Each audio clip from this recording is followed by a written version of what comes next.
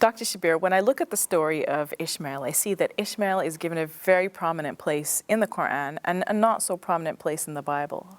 So tell me about Ishmael, how he's viewed in the two traditions.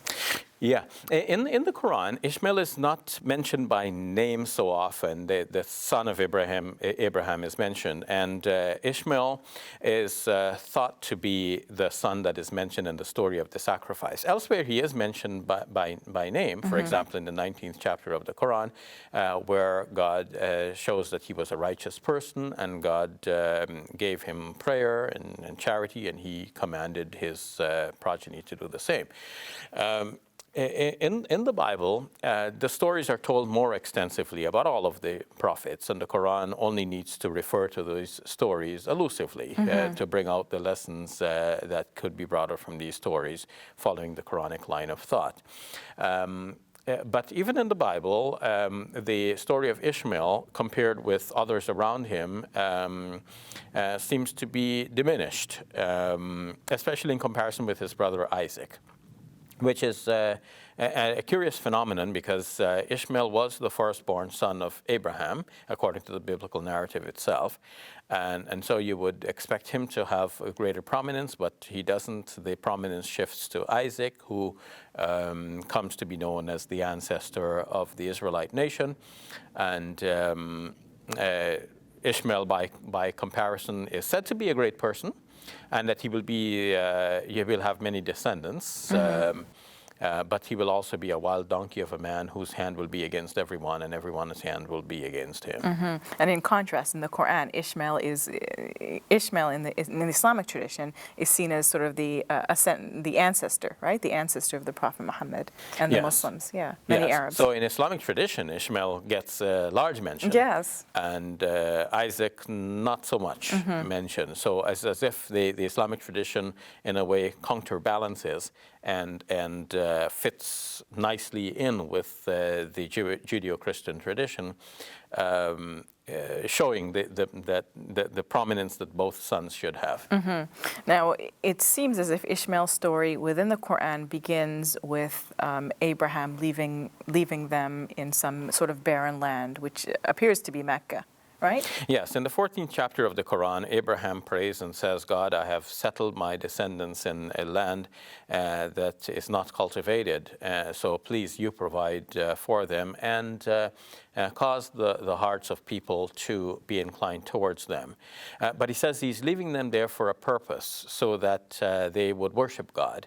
It's as if there is an attempt here to plant a new place of worship. I'm using a terminology here from Christian thinking in that, somebody may say, I'm planting a new church.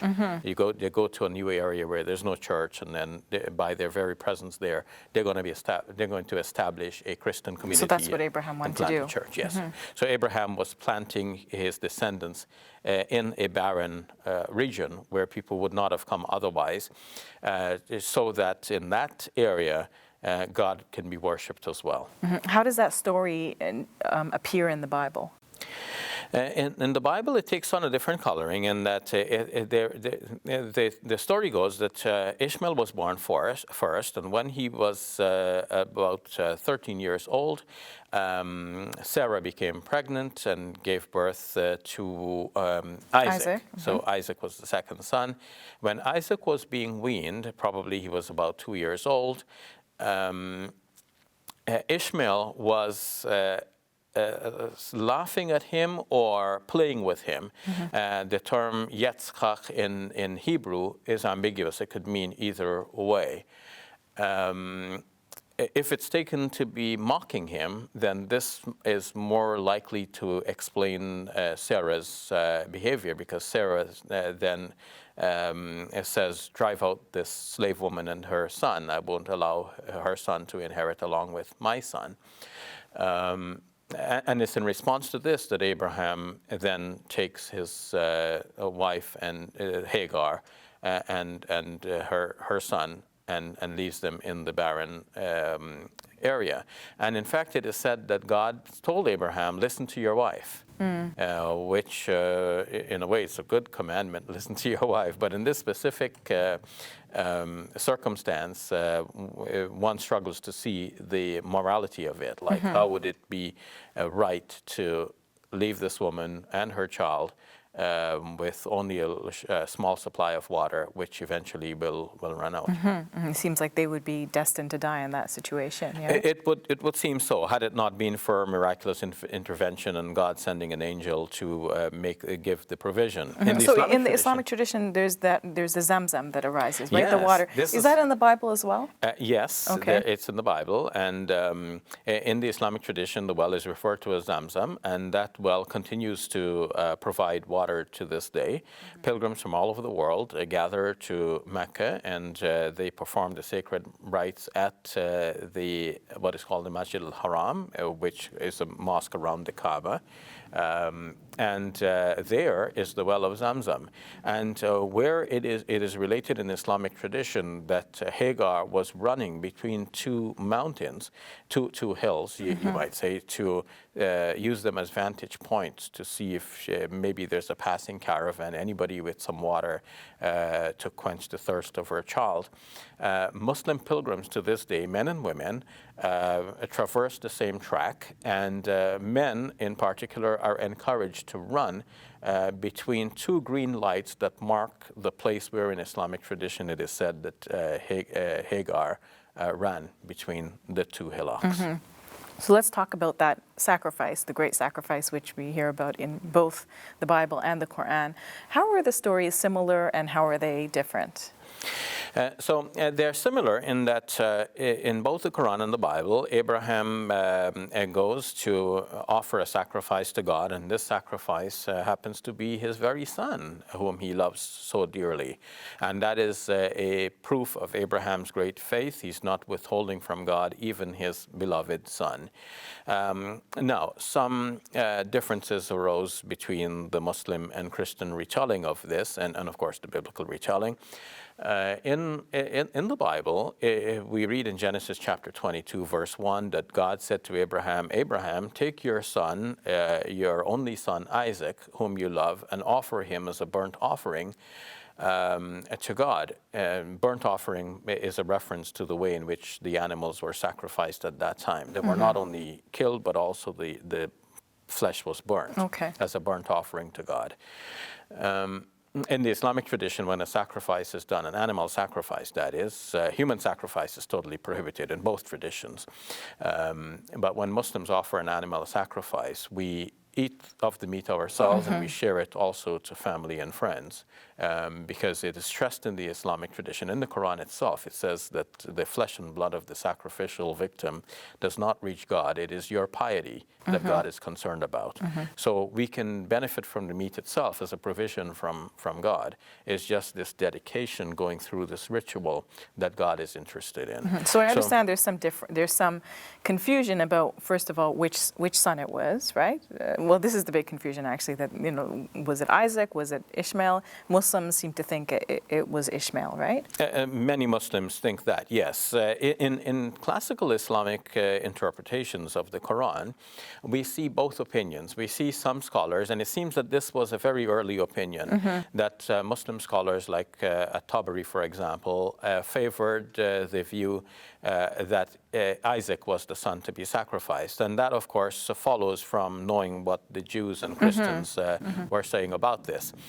Later Muslim scholars, such as Ibn Kathir, argued on good grounds that the son to be sacrificed was Ishmael, looking at clues within the Quranic text itself. And I'm convinced by that reading of it, especially as described by Imam As-Suyuti in his Al-Hawi al-Fatawi, his collection of Islamic verdicts.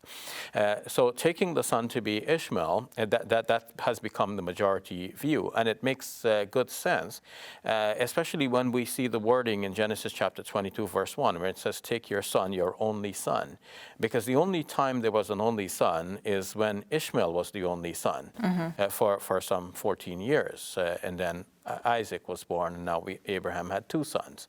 So one might say, well, only son Isaac could mean that Abraham has banished the other son, and theoretically there's only one son. But the Bible does confirm that Ishmael was still the son of Abraham, and that's how the Bible refers to him, not as someone of lower status than a son. So he was the only son.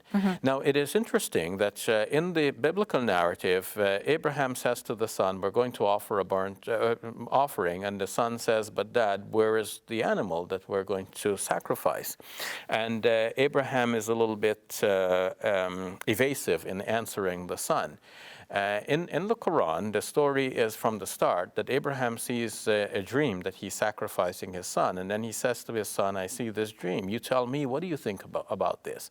And then the son says, Ya abati if'al ma tu'mar satajiduni insha'Allah min as-sabirin. So in the 37th chapter of the Quran, where the son says, my father, do what you are commanded, and you will find me, God willing, to be one of those who are patient. So the son in the Quranic narrative knew what was going to happen, and he wanted to be part of that, and he was deliberately allowing himself to be sacrificed in this way. It's a very moving account when you describe it. It is. And it shows the communication that should take place between father and son, especially when we're about to do something for God. We want to all do it together as a family, everyone in cooperation.